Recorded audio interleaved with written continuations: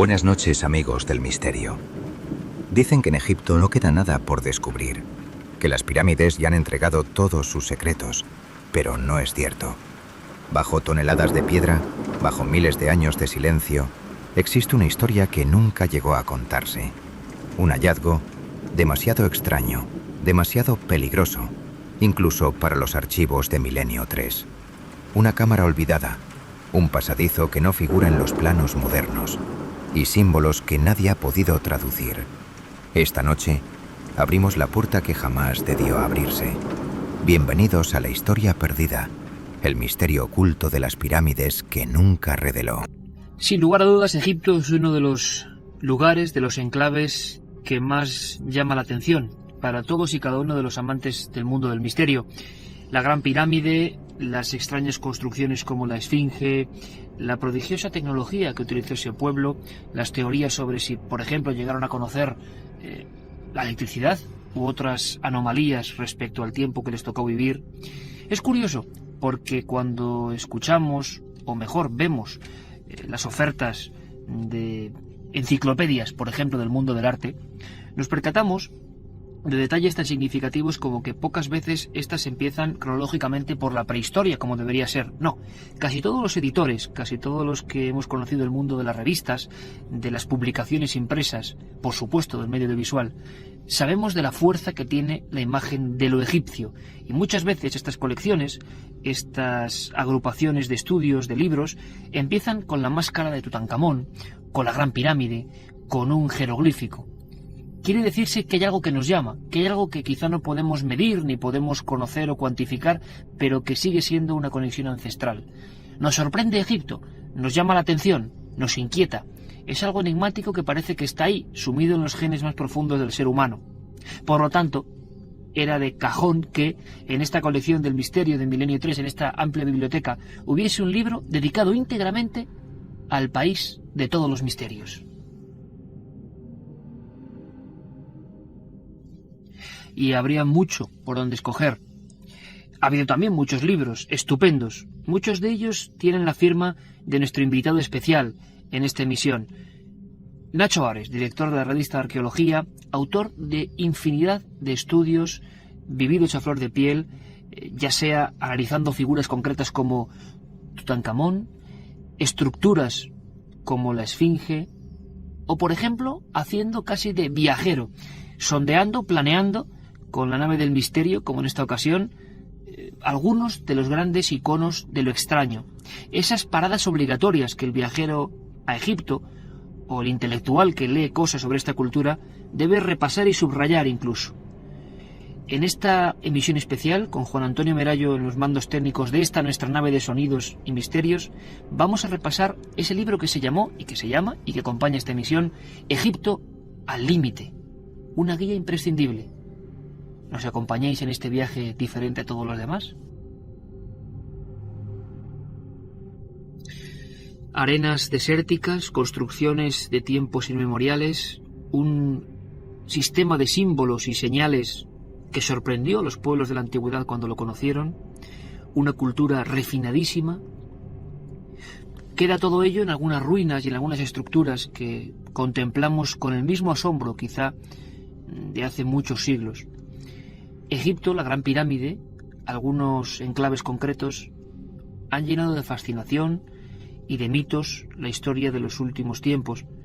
No pocos grandes gobernantes, conquistadores, emperadores, se postraron asombrados ante la pericia de aquel pueblo. Otros aseguran que nunca volvieron a conocer tal esplendor, que no supieron seguir, por alguna anomalía extraña que no se comprende, la perfección en el corte de la piedra, que es algo de lo que más nos inquieta cuando llegamos allí por vez primera. Nacho Ares, bienvenido como siempre. ¿Cómo estás, Iker? ¿Cuántos viajes a Egipto, Nacho? Pues bastantes, casi una treintena. Siempre digo que tengo que contar los visados en el pasaporte, pero siempre se me pasa, pero sí, ronda más o menos la treintena. A un hombre de tu talla intelectual, director de una de las revistas más importantes, señera sin duda alguna en lo que es la investigación del pasado, la revista de Arqueología, que hasta los no avezados en este territorio alguna vez hemos observado con pasión las fotografías, las imágenes. autor de casi una decena de libros, siempre bordeando el asunto de Egipto, pero siempre con una mirada que se escapa de los esoterismos baratos o de las teorías más arriesgadas. Nacho Ares siempre ha sido un compendio equilibrado que no va del dogmatismo de algunos que no ven ningún misterio ahí donde los hay, pero tampoco de otros que solo ven misterio donde hay cosas a veces muy concretas e igual de fascinantes. Nacho, ¿qué es lo que hace a un hombre como tú regresar un año otra vez? Porque muchos piensan que bueno, que ya está todo descubierto, que ya no hay ningún misterio por resolver. ¿Qué te llama a ti interiormente para volver al país de los faraones un año otra vez? Hombre, desde el punto de vista arqueológico, piensa Iker que solamente se conoce, más o menos se calcula el 20% de lo que debía de haber. Es decir, queda todavía un 80% por descubrir.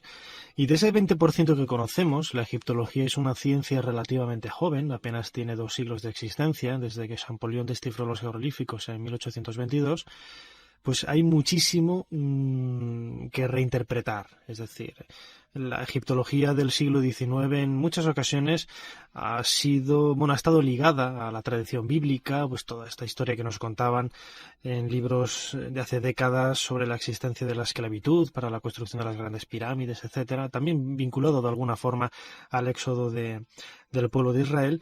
Y luego la propia egiptología, el trabajo de campo, la historiografía nos ha permitido conocer que realmente en Egipto no sucedió nada de lo que decía, o en gran parte de lo que decía la Biblia, que Egipto era un país fascinante per se, que tenía un montón de cosas por descubrir y sobre todo un montón de misterios que ya fascinaron a los antiguos viajeros clásicos, por ejemplo a Heródoto, que viajó en el siglo V antes de nuestra era, de quien conservamos los primeros testimonios escritos de época moderna, me atrevería a decir, y que en la actualidad, ya en las puertas del siglo XXI, pues sigue ofreciendo esa gran cantidad de enigmas por resolver.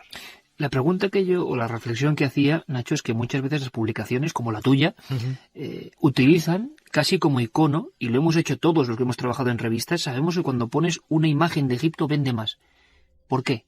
¿Qué ocurre? ¿Qué llama la atención? ¿Qué hay ahí que no se puede medir y sin embargo que llega al lector y llega al oyente y llega al televidente? Hombre, Egipto es la cuna de nuestra civilización, yo siempre lo he dicho, ¿no? Grecia y Roma es considerado en ocasiones como la fuente de la que nace la cultura occidental, pero esta misma cultura bebe de las fuentes egipcias, ¿no? Milenarias y mucho más antiguas. Y también es cierto que aparte de toda la estética, aparte de toda la belleza, la hermosura de las figuras, del arte que podemos ver en los museos donde se conservan piezas egipcias, también todo aquello relacionado con la cultura faraónica rezuma sin lugar a dudas un halo de misterio. Es decir, para poner un ejemplo muy claro, nosotros nos podemos enfrentar a una inscripción latina, a una inscripción griega, y más o menos la podemos leer aunque no entendamos el contenido, ¿no? Podemos poner las sílabas, podemos poner los sonidos a las letras.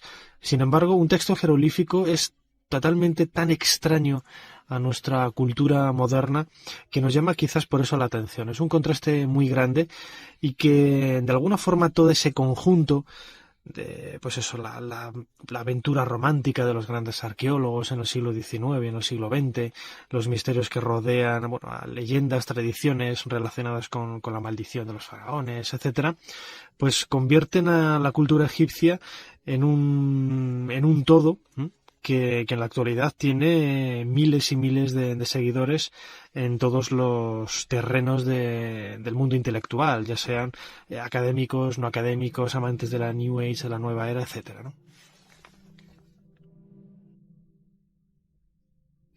Yo creo que escuchando a Nacho Ares, cuando hablaba, por ejemplo, de esos extraños símbolos grabados en las paredes, estábamos casi viéndolos. ¿Os imagináis esos templos, algunos de ellos derruidos, y cuando llegaban hordas de otros pueblos se daban cuenta con espanto casi qué clase de lenguaje era aquel, qué clase de ideogramas y por qué? Es todo un poco como la firma del enigma de un pueblo. Hombre, yo creo que es también algo que hay que preguntar siempre. Ha recorrido cientos de veces las mismas arenas, los mismos lugares, siempre, como dices, hay cosas por descubrir, pero de elegir un sitio para empezar el viaje de este programa especial, ¿cuál elegirías? ¿Cuál es lo que más sorprende? ¿Lo que más pequeño te hace sentir o lo más apegado al misterio egipcio? Hombre, por albergar en sí mismo un montón de estos enigmas históricos, como a mí me gusta denominarlos. Yo creo que la Gran Pirámide de la Meseta de Giza es personalmente uno de esos enclaves que siempre hay que visitar, ¿no? Sigue sorprendiendo a pesar del tiempo que uno va, tú te la debes conocer casi al milímetro, pero sigue sorprendiendo. Sí, totalmente. Hay que pensar que nos enfrentamos a un monumento de casi 150 metros de altura, 230 metros de lado. Se calcula que más de 2,5 millones de bloques de piedra, y entre sus escasísimas galerías, porque como bien conoces, Iker tiene muy pocas habitaciones, apenas un par de galerías o 3 y otras tantas cámaras, se guarda, mejor dicho, uno de los grandes secretos de la cultura faraónica. No solamente en la Gran Pirámide nos enfrentamos a los problemas relacionados con el método de construcción de este monumento, que todavía se desconoce totalmente. No tenemos ni la más remota idea de cómo pudieron haber construido los antiguos egipcios la Gran Pirámide. Nos enfrentamos también a otro problema, como es el trabajo de la piedra. Hay enormes bloques de piedra que también conllevan otro gran enigma, que es el traslado de estos bloques, que en ocasiones superan con creces las 200 toneladas. Y bueno, infinidad de misterios, como por ejemplo también la orientación astronómica tan precisa y tan exacta del monumento hacia los puntos cardinales, la orientación de algunos de sus canales, de sus pasillos hacia constelaciones del firmamento. Es decir, es un gran, yo lo he denominado en ocasiones una especie de gran enigma multimedia, en el que nos podemos encontrar otros misterios, otros enigmas históricos que luego aparecen también en otros lugares de Egipto. Hablando de multimedia, Nacho, precisamente es curioso, recientemente una gran empresa, Google, de información y de búsquedas en Internet, un gran monopolio que casi gobierna el mundo hoy en día, ha sacado un programa sorprendente, que era el Google Maps, una especie de escaneo global del planeta. Precisamente las pirámides de Egipto y la Esfinge es uno de los lugares más visitados por la gente, y precisamente viendo las fotos de satélite, aunque 1000 veces hemos visto tomas aéreas, pero quizá ahora al hacerlo tú mismo sorprende más, se da cuenta de la perfecta alineación de esas construcciones. Sigue existiendo el debate hoy en día, no sé si entre posturas más fantásticas o menos, entre los propios arqueólogos, de quién las construyó y qué eran, porque la gran pregunta, en la cual no se ponen muy de acuerdo, porque enseguida surgen libros con otras teorías, es ¿qué eran esas pirámides? ¿Y quién las construyó? O más de quién las construyó, ¿de qué forma ejecutaron? Porque luego parece que perdieron esa información, o que las pirámides posteriores no llegaron a tener esa grandeza, ¿no? Y es algo que queda como una incógnita también. Hombre, aunque hay numerosas dudas alrededor de esto que me preguntas, sí que es cierto que podemos por lo menos plantar la base de ciertas teorías o ciertas suposiciones que con más o menos certeza podemos decir que fueron posibles, ¿no? Por ejemplo, desde mi punto de vista, yo creo que hay pruebas contundentes para demostrar que las pirámides fueron tumbas. Los propios egipcios nos hablan de tumbas cuando se refieren a las pirámides, que tuvieron un marcado carácter astronómico, por esto que te comentaba, en el caso de la Meseta de Giza, relacionada con el cinturón de la constelación de Orión, una teoría que lanzó Robert Bauval a finales de los años 80, que en un principio fue incluida en todo ese tipo de creencias de la nueva era, pero que poco a poco, incluso muchos egiptólogos ya desde el comienzo de puesta en público de esta teoría la aceptaron, y hoy prácticamente todo el mundo reconoce que la Meseta de Giza tiene un carácter muy marcado desde el punto de vista astronómico. Y luego la figura de Keops, que es quizás uno de los grandes interrogantes, si fue él o no este faraón de la cuarta dinastía, más o menos hacia el 2500 antes de nuestra era, el constructor de la Gran Pirámide. Pues hay que reconocer que no hay pruebas directas que nos indiquen que fue él el que mandó levantar la Gran Pirámide, pero sí que es cierto que hay innumerables pruebas indirectas que lo relacionan con la construcción de este monumento. Ahí entonces lo que tenemos que plantearnos es la duda, la posibilidad de que bien fuera Keops el constructor o el que mandara construir de principio a fin la Gran Pirámide, o él pudiera reutilizar un monumento más antiguo. Ahí habría también otra pregunta por resolver, y te traslado, Nacho, la de muchos oyentes de Milenio 3. Por cierto, que en este libro, que quizá ahora en este momento muchos tengan en las manos, van a ver fotografías, imágenes, algo que sorprende al simple viajero, como es mi caso, sin conocer, por supuesto, los enigmas arqueológicos a fondo, es que las generaciones posteriores, a pesar de que imagino contarían con faraones tan pretenciosos como sus antecesores, no lograron construir pirámides tan perfectas. ¿Qué explicación tiene esto, Nacho? ¿Por qué otras pirámides que vinieron después, supuestamente habría más tecnología, más medios, más hombres, se han convertido casi en montones de cascotes, y ahí siguen las de Giza absolutamente desafiantes en su perfección? ¿Por qué ocurre esto? Es como algunos han hecho el símil de que, como si de repente ocurriese algo y nosotros no supiéramos levantar un edificio de 4 plantas o 5 plantas. Es cierto, ¿no? Las pirámides que se construyen en época posterior al Imperio Antiguo pues no tienen ni la sofisticación ni la perfección en el trazado de las aristas, la orientación, etcétera, y sobre todo en el método de construcción, que no son grandes piedras, grandes bloques de piedra, de caliza o granito, sino que en ocasiones son simples amontonamientos de ladrillos de adobe que han llegado hasta nosotros en un estado de conservación bastante precario, ¿no? Es quizás uno de los grandes interrogantes, ¿no? ¿Por qué cambiaron de sistema de enterramiento?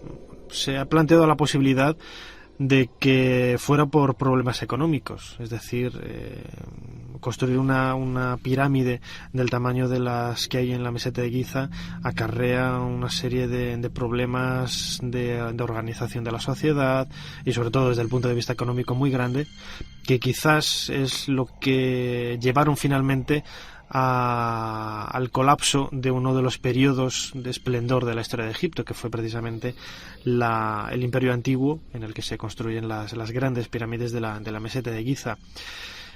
Quizás es muy difícil llegar a una respuesta clara con este enigma histórico, porque nosotros lo vemos con la perspectiva del tiempo, y en muchas ocasiones uno de los grandes defectos que tenemos a la hora de investigar todo lo relacionado con los enigmas y los misterios de la cultura faraónica es que lo vemos desde el punto de vista de un occidental del siglo XXI, y en ocasiones tenemos que meternos en la mentalidad y en la forma de ver las cosas, la idiosincrasia de cómo veían los egipcios todo aquel mundo que los rodeaba de hace casi 5.000 años, algo muy, muy difícil. Ahora yo os invito a un viaje en el tiempo, un viaje en el espacio, un viaje con el sonido, con los recuerdos también de algunos momentos históricos de Milenio 3 de nuestro programa, que por supuesto en muchas ocasiones y siempre contando con Nacho Ares se ha acercado al misterio de este país maravilloso, fascinante, lleno todavía de preguntas por resolver. Hablando precisamente de esta estructura de la Gran Pirámide, de la que se ha hablado de todo tipo de cosas, algunas quizá exageradas, se ha hablado de las propiedades de la pirámide para conservar la vida, de las creencias, del culto a la muerte que evidentemente tiñe todo lo que tiene que ver con los egipcios y nos sobrecoge todavía viendo algunas tumbas del Valle de los Reyes, por ejemplo, ese viaje al otro mundo tenebroso. Pero hubo una noticia especial que seguimos todos con mucho interés. Hace 12 años, en 1993, casi accidentalmente, un ingeniero, Rudolf Gantenbrink, que se encontraba realizando ciertas operaciones de mantenimiento, de limpieza, de acondicionamiento de la instalación interna de la Gran Pirámide, logró meter por uno de los conductos ascendentes de esa construcción un pequeño robot llamado Upuaut que se encontró con una sorpresa mayúscula, por lo menos fue una noticia de alcance mundial. Una especie de pequeña portezuela que no estaba prevista, con 2 pequeños pomos que parece ser taponaban la entrada a algún lugar desconocido. La noticia de que la pirámide tenía otras estancias desconocidas, claro, obligaba a cambiar muchos libros incluso de historia. ¿Qué se podía contener en esas estancias desconocidas? Algunos hablaron de libros misteriosos, otros de simplemente ubicaciones o cubículos de piedra, otros de tumbas, de estructuras, del secreto de la Gran Pirámide. Ahora nos va a contar Nacho Ares su opinión personal, pero queremos recordar, ocurrió hace ya unos cuantos años, un momento interesante. Nos acompañaba también el investigador Manuel Delgado y hablábamos directamente con Rudolf Gantenbrink, con el protagonista de ese hallazgo, de esa puerta que tiene su nombre, Puerta de Gantenbrink, y de lo que ocurrió. Pero sobre todo también lo hacíamos con la perspectiva de que nuevos intentos habían acabado descubriendo otra puerta. National Geographic, año 2002, volvía a meter otro robot, se llegaba a esa puerta, se penetraba con una especie de taladro esa pequeña instalación que ponía un tope, un freno, y todo el mundo, millones de personas en todo el mundo, seguían la emisión intentando contemplar qué había después. Fue una sorpresa porque lo que había era nada, o otro espacio, otro cubículo, otra puerta quizás. Escuchamos aquel momento. Rudolf Gantenbrink, buenas noches. Buenas noches. ¿Cómo te encuentras? ¿Qué tal va todo? ¿Cómo ves todo esto que está pasando ahora mismo? ¿Qué opinas? Va muy bien, todo va muy bien. Para mí estaba muy interesado porque lo allá diciendo en 93 que cuando esto es una puerta, cuando esto es un portícolis, que pueden ser tres, un después del otro. Tres puertas, una detrás de la otra, ¿no? Sí, Rudolf Gantenbrink fue el primero en informar que había tres puertas. Lo han encontrado ya la segunda puerta. Hay una más, eso es seguro ahora. Rudolf, aquí en España nos hemos quedado todos muy impresionados. La gente no sabe realmente cuál es el misterio. Incluso ha habido un poquito de tristeza o decepción porque la gente pensaba que ese robot iba a entrar, pues no sé, a una sala gigante con sarcófagos, con tesoros. Y lo que vimos, lo que las imágenes, que no lo hemos dicho todavía, de National Geographic nos mostró, es una oscuridad, una especie de cámara. Rudolf, por lo que tú sabes, ¿qué puede ser eso? ¿Qué se ha encontrado ahora mismo? ¿Qué puede haber detrás de esa tercera puerta? Bueno, eso es muy claro que es una segunda puerta. Lo ha visto ya las imágenes. Es un poco complicado porque es un objetivo que es no muy lejos de la puerta. Entonces lo vemos ya unas golpes de tratamiento, pero eso también lo ves en las imágenes míos muy cerca. Entonces estamos muy cerca, pero muy lejos lo vemos exactamente, es exactamente la misma puerta que lo ha encontrado en 93. Rudolf, tú y yo hemos especulado muchas veces sobre la posibilidad de lo que hubiera detrás de esas puertas. No lo ha especulado en este fase, pero ya después este descubrimiento, ahora lo puedo decir algo más, porque una cosa que es claro, que tenemos ahora dos puertas. Entonces, cuando hay dos puertas, tiene que ser tres puertas. Y tres puertas, portícolis, están siempre y solamente enfrente de una tumba. Teorías para todos los gustos. Una tumba, una estatua, lo que decíamos antes, documentos reales. Recientemente, la Universidad de Singapur, pues parece que va a efectuar otra inmersión en esta Gran Pirámide. Opinión personal, Nacho. ¿La Gran Pirámide nos guarda todavía algunos secretos que podrían dar al traste con todo lo que sabemos de ella, o no es para tanto? Hombre, tanto como eso quizás es exagerar un poco, ¿no? Pero sí que es cierto que hay cámaras que todavía siguen sin explorar y que es muy posible que den sorpresas, ¿no? Además, cámaras que se conocen ya desde la década de los 80, primero cuando unos franceses estuvieron ahí investigando con sondas electromagnéticas y japoneses también detectaron la presencia de vacíos en algunas zonas de la Gran Pirámide, como los japoneses, por ejemplo, descubrieron un pasillo paralelo al acceso a la Cámara de la Reina de unos 30 metros de profundidad. Franceses también, Guadioni y Dormin, descubrieron a la entrada de la Gran Pirámide restos de lo que ellos interpretaban como un acceso a una nueva habitación.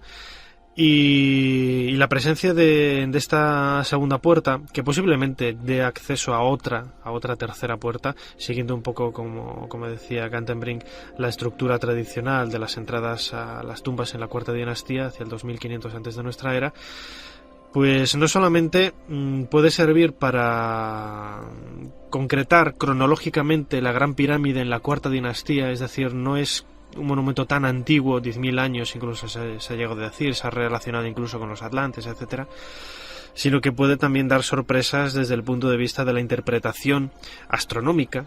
Esto yo creo que sí que es lo más importante que se pueda extraer de estas investigaciones sobre a qué estrellas, a qué conjunto de estrellas del firmamento están orientadas estas nuevas habitaciones. Nacho Ares nos traía en uno de los programas de hace unos cuantos años, hablando de tecnología egipcia, algunas muestras, algunos documentos que dejaban a las claras la fascinación que este edificio no solo causó en, decíamos antes, gobernantes, conquistadores, expertos, cronistas, historiadores, sino en el mundo moderno de lo que fue una revisión de la arqueología, la llamada astroarqueología. El culpable, un hostelero suizo, convertido en exitosísimo escritor, Erich von Däniken, en sus libros, desde el principio, ya desde el famoso Recuerdos del Futuro, hablaba de esa construcción como propia incluso de otras civilizaciones no humanas. Bueno, nos traía este documento que es interesante, emotivo desde el punto de vista de lo que es la pequeña gran historia de estos temas. Así los reportajes de Däniken hablaban de esa construcción de la pirámide de Giza, la Gran Pirámide. Dominando la meseta de Giza está la Gran Pirámide. ¿Quién construyó este increíble edificio? Los documentos históricos la atribuyen al poderoso faraón Khufu, también conocido como Keops, y a su ejército de 100.000 esclavos. Pero von Däniken cree que otro importante descubrimiento puede probar su polémica teoría acerca de la construcción de la pirámide. Afirma que el verdadero constructor fue Enoch, el mismo de los escritos apocalípticos etíopes. Erich von Däniken sostiene que Enoch fue advertido por los dioses del cielo de que un gran diluvio destruiría la civilización. Enoch construyó la Gran Pirámide para proteger los antiguos textos de la crecida de las aguas. Proyectó cámaras secretas que se labraron en el interior de esta montaña de piedra. ¿Eran los dioses que predijeron la inundación realmente extraterrestres? La teoría de los extraterrestres también ha estado ahí. Antes, Nacho, comentabas, la cronología de la pirámide sigue ofreciendo algunas incógnitas. La Esfinge también, hay estudiosos que hablaban de que algunas marcas de, si no recuerdo mal, de subidas y bajadas de agua, la ubicaban en un tiempo muy lejano. ¿Hay posibilidades de que la Gran Pirámide o este conjunto de cosas que está en Giza sean anteriores a lo que se supone? Claro, con todo lo que ello conllevaría, ¿no? Hombre, yo creo que eso es un detalle claro, por lo menos desde el punto de vista de la Esfinge. Por cierto, ¿la Esfinge qué es? La Esfinge es un león de piedra que tiene unos 70 metros de longitud y casi 20 de altura, y que siempre se ha interpretado como el guardián de la necrópolis de Giza, ¿no? Hay que pensar que en la meseta de Giza no solamente están las tres grandes pirámides de Keops, Kefren y Micerinos, sino que estas pirámides, estos monumentos, están rodeados de cientos y cientos de mastabas, de tumbas excavadas en la roca, de personas o de familiares o funcionarios de los diferentes reinados de estos soberanos de la cuarta dinastía, ¿no? Es muy probable, como digo, por lo menos dando la razón a los estudios geológicos que se realizaron en los años 90 por parte de Robert Schoch de la Universidad de Boston, que efectivamente las marcas, las acanaladuras que había dejado la erosión del agua en el cuerpo, en algunas partes del cuerpo de la Esfinge y sobre todo en la cubeta sobre la que se levanta este león de piedra, que es una antigua cantera de la cual salieron algunos bloques de piedra para construir los monumentos que hay alrededor, pues daten este león de piedra en el 10.500 a.C. Quizás no tanto, pero por lo menos el 5.000, 7.000 a.C. sí es muy posible. ¿Antes de Cristo? ¿Qué supone? Porque oficialmente, ¿cuál es su datación? Oficialmente es la cuarta dinastía, el reinado de Kefren, aunque muy probablemente pertenezca también o tenga restos del faraón Keops. Es decir, cada vez se va retrasando un poquito más lo que es la cronología de la Esfinge. Pero como dice Robert Schoch, los 5.000 o 7.000 años de antigüedad de la Esfinge son muy, muy posibles, bueno, atendiendo no a ninguna civilización extraterrestre, ni los atlantes, etcétera, sino que se tratara de una especie de tótem de una cultura prefaraónica que existiera ahí, de la que también se tienen noticias a través de otros... ¿Capaz de construir eso? Sí, capaz de excavar en la roca viva de la meseta, pues esta figura de un león de piedra, y que luego en época faraónica, cuando llegaron los grandes reyes de la época histórica de Egipto, pues acomodaran sus rasgos a al tipo de iconografía faraónica que todos conocemos, ¿no? Pues colocando una barbilla, los ojos, Qué interesante. el tocado faraónico. Pero Nacho, etcétera. entonces aquí estamos en un debate que estoy seguro que va a apasionar a los oyentes de Milenio, porque si esa esfinge tan extraña, tan rara, puede ser anterior a lo que conocemos, y tú piensas o hipotetizas que puede ser reutilizada, ¿no podría ocurrir lo mismo con las pirámides, que siguen siendo bastante distintas a las demás y que todo ese complejo fuera de una cultura anterior, con lo cual menudo problema, ¿no? O menudo incógnita. Hombre, pruebas para demostrar la antigüedad de la esfinge hay muchísimas, muy numerosas. Sin embargo, en lo que es la cronología, para intentar retrasar la datación de las 3 grandes pirámides de la meseta de Giza, por ejemplo, no son las pruebas no solamente abundantes, sino tan consistentes como pruebas geológicas irrefutables en el caso de la esfinge, ¿no? Hace apenas una década se hicieron varios análisis de carbono 14 a partir de los elementos que formaban la argamasa de las juntas de algunos bloques de las pirámides de la meseta de Giza, y en ocasiones daban una datación unos 100, 200 años, 300 incluso, anteriores a lo que se había pensado siempre, ¿no? Vale, esto es una cronología que más o menos se puede aceptar y más o menos se puede encuadrar dentro de lo que es la historia de la Cuarta Dinastía. Sin embargo, retrasar las grandes pirámides de la meseta de Giza a una cronología como el caso de la esfinge, que podría ser un tótem prefaraónico, al 5000, 7000 o al 10500, como plantean otros, es un problema mucho más arduo y más difícil de demostrar.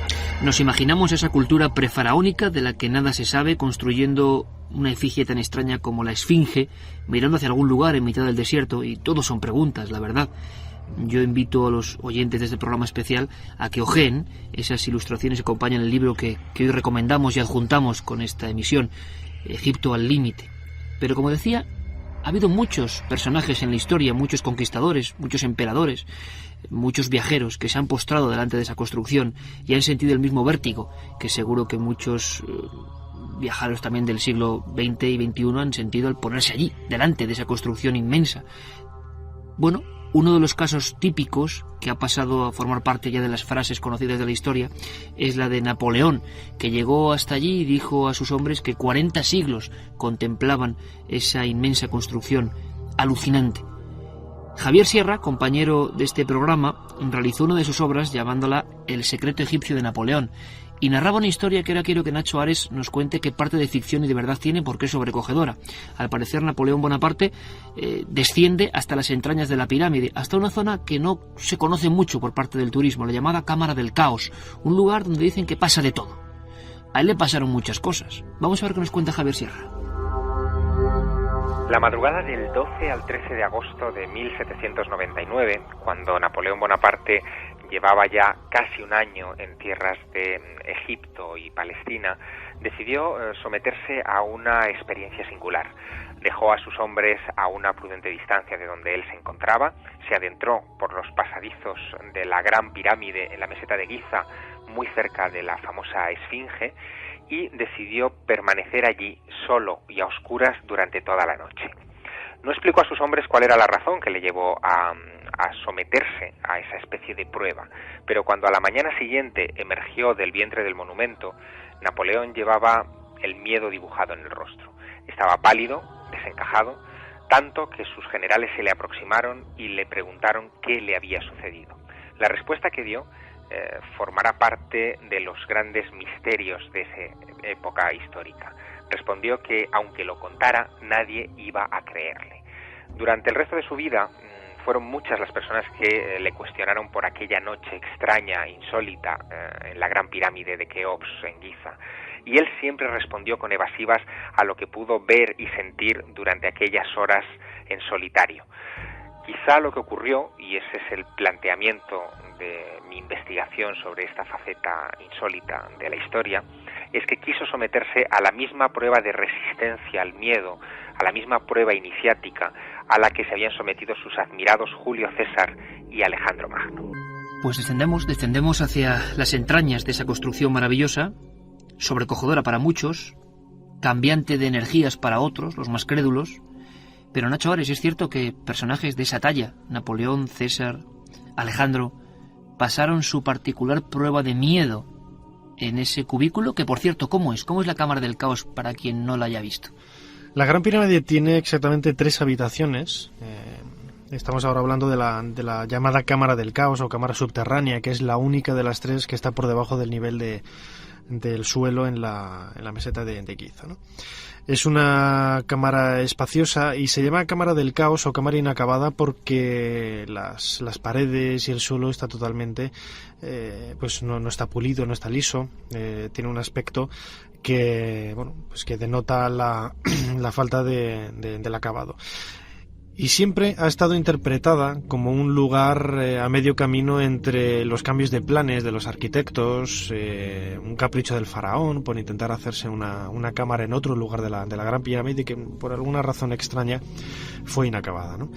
Lo que sucede es que a finales de los años 80 o a mediados de la década de los 80, Aidan Edwards, un excelente egiptólogo experto en pirámides, del Museo Británico de Londres, planteó una hipótesis de trabajo, desde mi punto de vista muy interesante, que intentaba dar un significado mágico a esta habitación en lo que era el conjunto de estancias de la Gran Pirámide, y él lo señalaba como una especie de recreación de ese caos primigenio a partir del cual surgía la vida en la mitología egipcia, y que esa habitación, que siempre se había dejado de lado en un segundo plano desde el punto de vista arquitectónico como una cámara inacabada que no tenía importancia, pues que tenía su paralelismo incluso en algunas menciones de los textos de las pirámides, dando de esta manera un renovado interés a las investigaciones que había sobre este lugar tan siniestro de la Gran Pirámide. No solo se habla de miedo en algunas cámaras como esa, Cámara del Caos,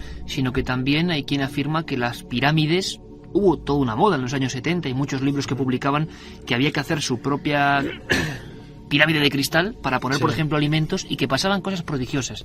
De todo eso se ha dejado de hablar por completo, y yo no sé si era, pues un mito, una mistificación, o realmente la forma piramidal, y eso lo sabían los antiguos egipcios, tenía ciertas facultades respecto a la materia viva, orgánica viva. ¿De esto qué se sabe, Nacho? Hombre, más que las pirámides en general, la forma simétrica de la Gran Pirámide, es decir, si nosotros construimos una pirámide a escala de la Gran Pirámide, además, invito, estas pequeñas pirámides que son simplemente 4 aristas de metal que venden en las tiendas de esoterismo, están construidas a escala de la Gran Pirámide.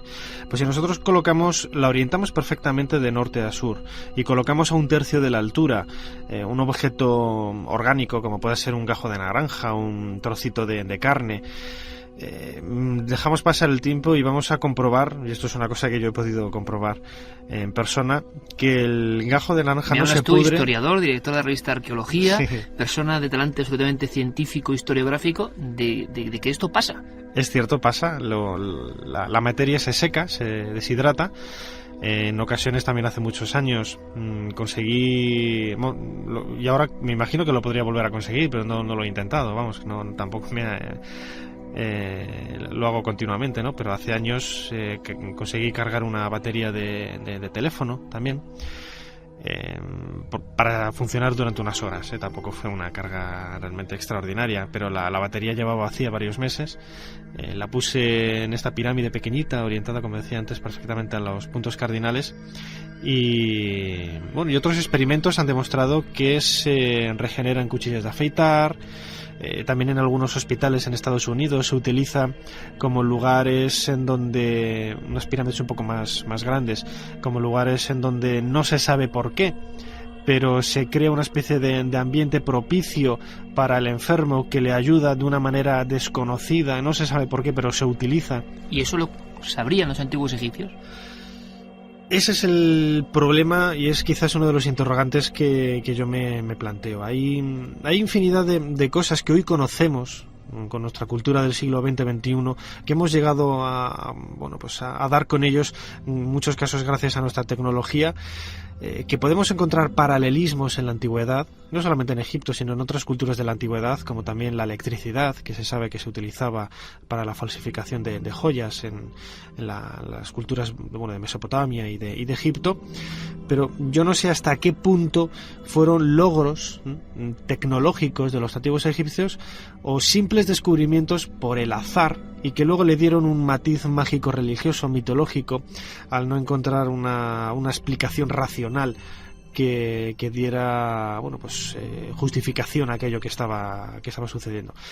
Que los antiguos egipcios conocieran las propiedades energéticas, por decirlo de alguna manera, de la Gran Pirámide, no lo creo, sobre todo porque no encontramos en ningún otro momento de la historia de Egipto ni formas parecidas. Lógicamente sí que había pirámides, pero ninguna de ellas tiene la misma inclinación de las caras de la Gran Pirámide, su altura, ni esa estructura que vemos única y exclusivamente lo que es la Gran Pirámide. A mí desde luego me has dejado sorprendido, y estoy seguro que muchos oyentes y lectores también. Ha mencionado Nacho Ares la palabra electricidad, otro de los grandes caballos de batalla, polémico donde los haya, del conocimiento de los antiguos egipcios.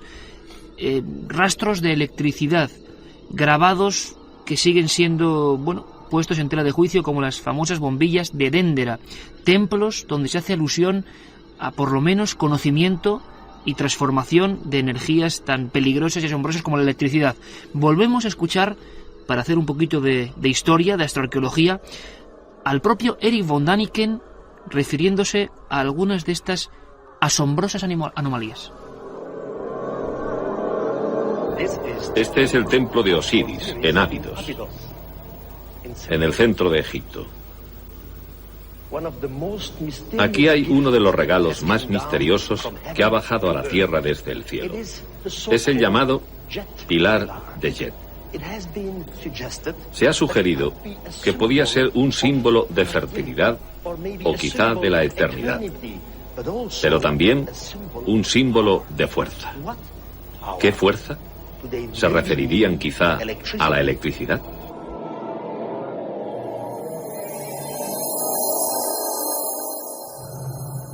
¿Estás preparado para lo que pueda venir?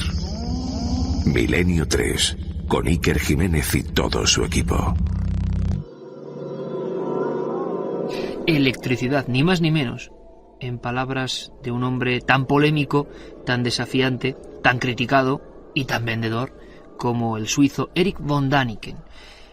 Fue una gran escandalera la que se montó con este asunto. Electricidad grabada de alguna manera en antiguos jeroglíficos, en los subterráneos de ciertos templos, y también, Nacho, el misterio de la luz egipcia, es decir, cómo se construía y cómo se hacían ciertas cosas bajo tierra, en galerías.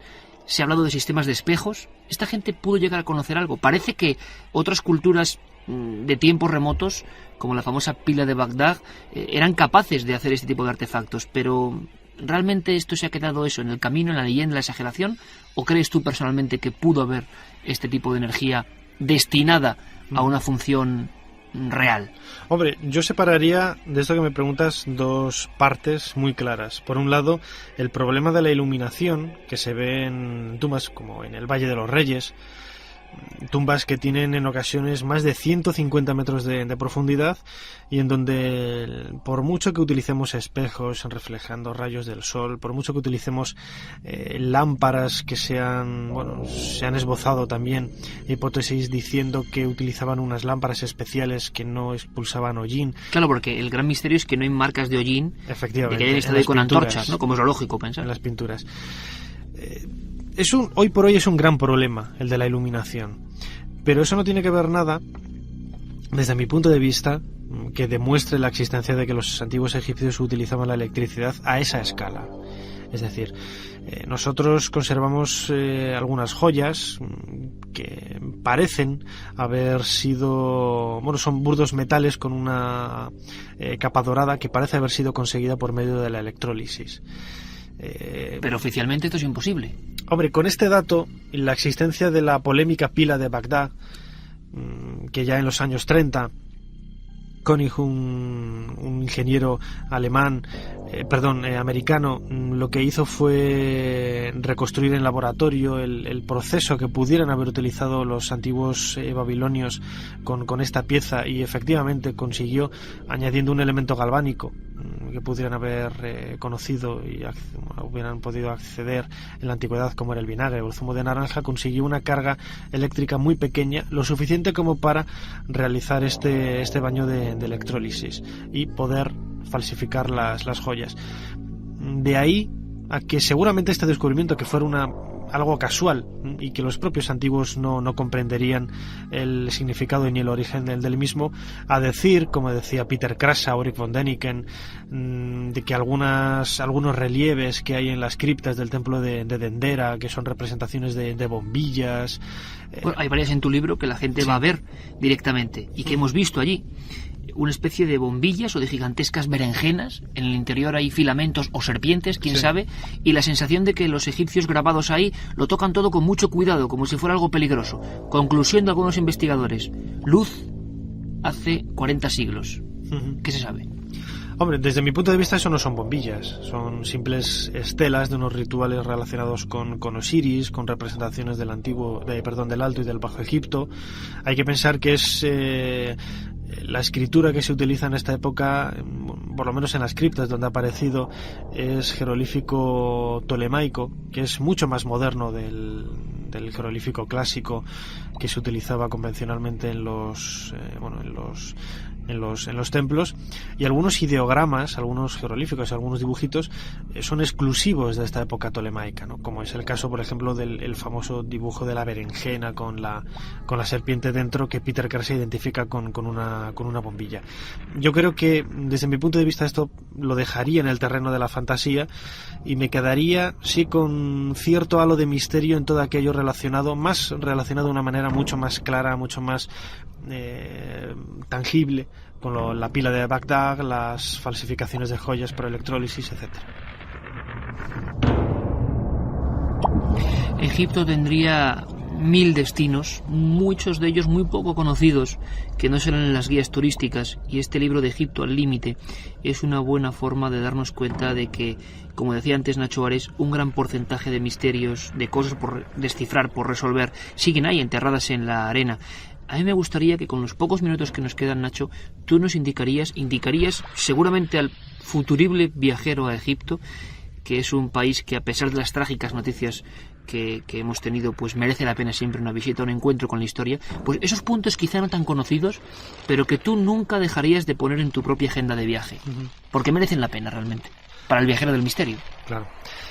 Yo creo que el Valle de los Reyes, con las pinturas que ahora acabamos de mencionar, de algunas de las tumbas, por ejemplo de Ramsés V, Ramsés VI, tenebrosas pinturas, ¿no? Las de Ramsés IX, accedemos a un mundo totalmente de ultratumba, una descripción fidedigna, muy clara de lo que ellos veían como el más allá. Realmente es una manera muy directa de entrar en la cabeza de un egipcio de época faraónica e intentar ver cómo ellos descifraban, cómo ellos entendían lo que era ese paso al más allá. Algunos dan auténtico miedo, ¿verdad, Nacho? Efectivamente, ahí nos podemos encontrar con figuras de decapitados, personajes que solamente es una cabeza y dos piernas, seres muy, muy curiosos que para ellos eran habitantes de ese más allá, de ese inframundo, demonios de todo tipo.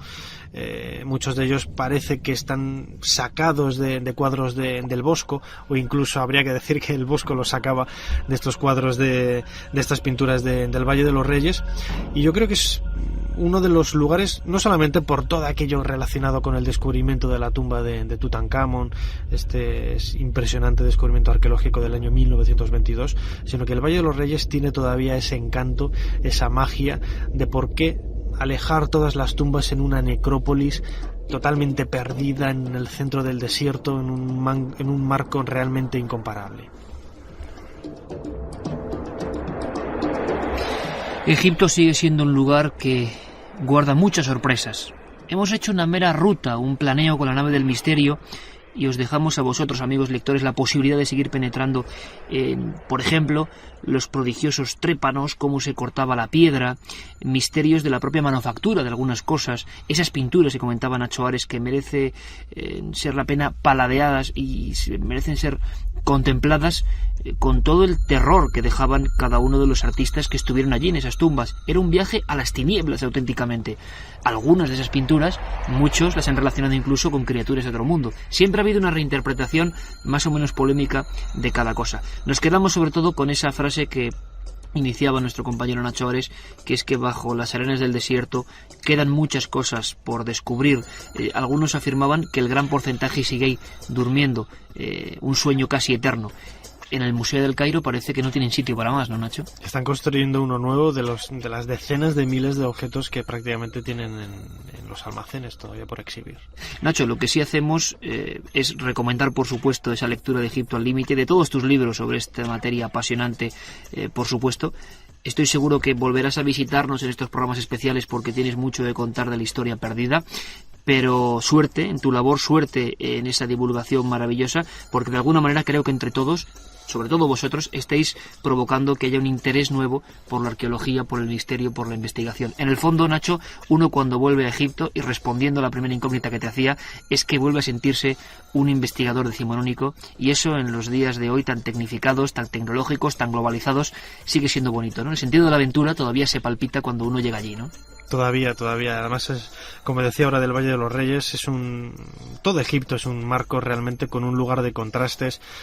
No hemos mencionado apenas, que es un aspecto que también toco en el libro de Egipto al límite, los otros misterios de que no tiene que ver nada con el mundo faraónico, que los podemos encontrar en el mundo islámico y en el pleno siglo XX, ese siglo tan convulso de la globalización como comentabas ahora, ¿no? Ese contraste de culturas en donde parece que el tiempo no ha pasado desde hace miles de años es realmente un lugar fascinante que yo invito a todo el mundo a visitar.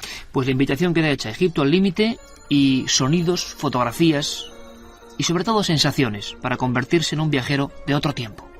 Pues este libro es muy especial, sinceramente. Yo recuerdo perfectamente cuando lo debatíamos y lo pergeñábamos con Nacho Ares, porque él siempre había estado volcado con el asunto de Egipto, y era la primera vez que, se lanzaba la aventura de publicar sobre un tema que no tenga nada que ver con esa época de los faraones maravillosa y llena de misterios. El libro se llamó, y lo estáis imagino ojeando ya, La historia perdida, enigmas que el tiempo y los hombres ocultaron. Y hay que decir que en su edición original, en el Archivo del Misterio, se convirtió en uno de los auténticos bestsellers, publicado en España y en Sudamérica, porque quizá los 30 capítulos, de forma muy rápida, muy fácil, muy directa, mostraban, 30 certeros enigmas de la historia que siguen sin resolver, o que por lo menos plantean preguntas interesantes, ¿no? Es como otra visión de la historia.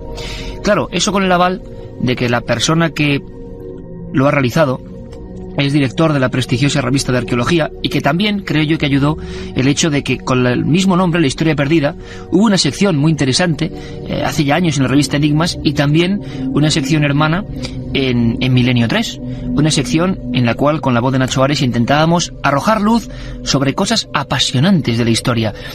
Nacho, ¿cómo te convencí para hacer? ¿Qué ocurrió para hacer esto que no fuera Egipto? Es tu primer libro que no es de Egipto, ¿no? Efectivamente. ¿Cómo estás, Iker? ¿Qué tal, Nacho? Es un libro al que a mí me apetecía muchísimo hacer, y que ya incluso cuando escribía la sección en la revista Enigmas, yo sabría que tarde o temprano acabaría recopilando y actualizando todos esos grandes enigmas históricos que a mí siempre me han apasionado. Es cierto que, como bien decías ahora, el 90% de mi tiempo lo dedico al estudio e investigación de la egiptología y de los enigmas históricos relacionados con la cultura faraónica.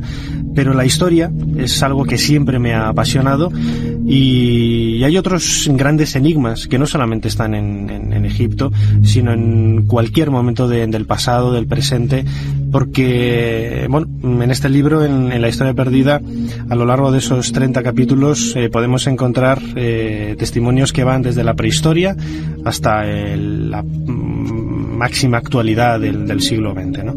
Son hechos que a mí siempre me habían llamado la atención. Muchos de ellos estaban sin publicar, los había investigado, los tenía en carpetas de trabajo en casa y me decidí a recopilarlos un poco y darlos a conocer. Pues si te parece, Nacho, en esta aventura de este disco que acompaña el libro La Historia Perdida, en esta edición de la Biblioteca del Misterio, vamos a ir casi salteando un montón de misterios de diferentes épocas, de diferentes personajes de diferentes lugares, que creo que son muy interesantes. Y no lo hacemos en orden de prioridad ni porque sean más importantes, sino casi vamos a hacer un pequeño viaje en el que, por supuesto, todos estáis invitados.